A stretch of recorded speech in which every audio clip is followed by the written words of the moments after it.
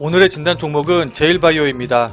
영상 시작하기 앞서서 좋아요와 구독, 알람 설정까지 부탁드리도록 할게요. 자, 그럼 바로 시작해보도록 하겠습니다.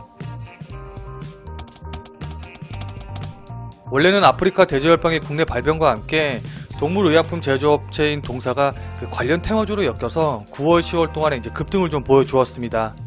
이후 조정을 보이던 주가는 최근에는 강아지 구충제로 항암 치료 효과를 보았다는 조티펜스의 인터뷰가 유튜브를 통해 알려지면서 급등하였습니다.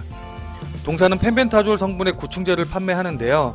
다른 강아지 구충제 관련 테마주인 알리코 제약 같은 경우는 알벤타졸 성분의 구충제를 판매하고 있고, 진바이오텍 같은 경우는 자회사인 다원 케미칼을 통해서 펜벤다졸 성분의 동물의약품을 판매하는 것으로 알려져 있습니다. 항암 효과에는 펜벤다졸 성분의 약이 좋다고 알려져 있기 때문에 펜벤다졸 성분의 구충제를 판매하는 동사에 관련 모멘텀이 집중된 것으로 보입니다.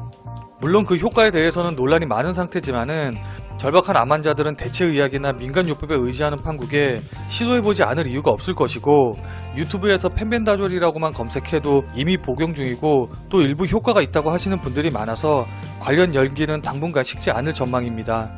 따라서 단순 테마로 끝나는 것이 아니라 실제 판매 확대에 따른 회사 실적 개선에도 영향을 줄 것으로 보입니다. 현재 펜벤다졸 성분의 구충제는 시중에서 구하고 싶어도 구할 수 없어서 중고시장에서 웃돈을 주고 구매한다는 이야기가 나올 정도로 인기라고 합니다. 원래 협심증 치료제였던 비아그라가 뜻밖의 발기부전 치료 효과가 발견된 것처럼 이 강아지 구충제가 모든 암 환자분들에게 완치의 길을 열어주길 바라도록 하겠습니다. 올해 초에 5,700원 부근의 저항선을 3번의 도전에도 불구하고 돌파하지 못하는 모습을 보여주었습니다.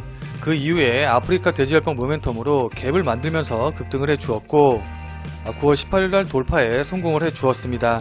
이후 국내 돼지 사육 농가의 아프리카 돼지열병 의심 신고와 확진 여부에 따라서 급등락을 반복하면서 움직였으나 6,600원 부근에서 또다시 저항을 받는 모습을 보여주었었죠. 또한 저점으로는 4,500원 자리를 지지하면서 갭 자리는 완전히 메꾸지 않고 움직이는 모습을 보여주었습니다.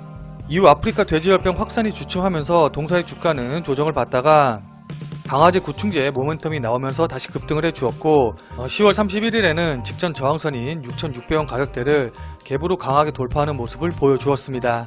이후 조정을 좀 받기는 했지만은 만약에 갭의 상단 부근 가격인 한 7,100원짜리 부근을 지지하고 다시 반등이 나와주는 움직임이 나왔다고 하면은 급등하는 양상으로 전개될 가능성이 높았지만 아쉽게도 갭을 메꾸는 모습이 나왔으므로 당분간 급등보다는 조정의 양상을 보일 가능성이 높아 보입니다.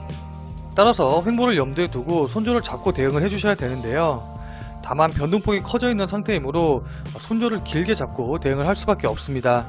올 초에 저항선으로 작용했던 5,700원 부근의 가격을 1차 손절 라인으로 잡고 대응을 해주시면 좋을 것 같고, 만약에 1차 손절 라인을 깨고 내려간다고 하면은 그 다음으로 잡을 수 있는 손절 가격은 갭 상승 이후 박스권의 하단 부분 가격대인 4,500원인데 이렇게 되면 손실이 너무 커질 가능성이 높죠.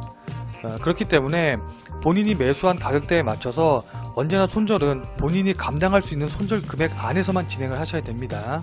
또한 조정을 보이다가 반등에 성공해 준다고 하면은 직전 고점 자리 부근인 8,000원 가격대를 1차 목표가로 잡고 8,000원 부근 가격대에서는 안전하게 매도 처리하시는 방향으로 대응을 해주시면 좋을 것 같고, 이후 8,000원을 돌파를 해서 직전 고점 자리 부근인 8,740원을 돌파를 해준다고 하면은 제일바이오 상장 이후 역사적 신고가를 계속 갱신해 가는 거니까 목표가를 따로 두지 말고 상승 추세가 이어지는 한 계속적으로 지켜보는 방향으로 대응을 해주시는 게 좋을 것 같습니다.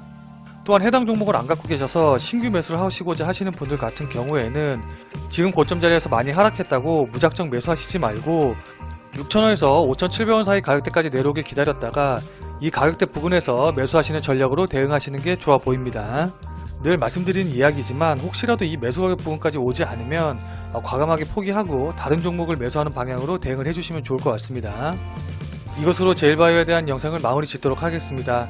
오늘 내용 중에 궁금하신 사항 있으시면 댓글 남겨주시고요. 그 다음에 왼쪽에 구독하기 버튼 누르셔서 다음에 올라온 영상 빠르게 확인하시고 오른쪽에 관련 영상들을 확인하셔서 새로운 투자의 아이디어로 삼으시길 바라도록 하겠습니다. 끝까지 시청해주신 여러분 대단히 감사합니다. 다음에 또 봬요.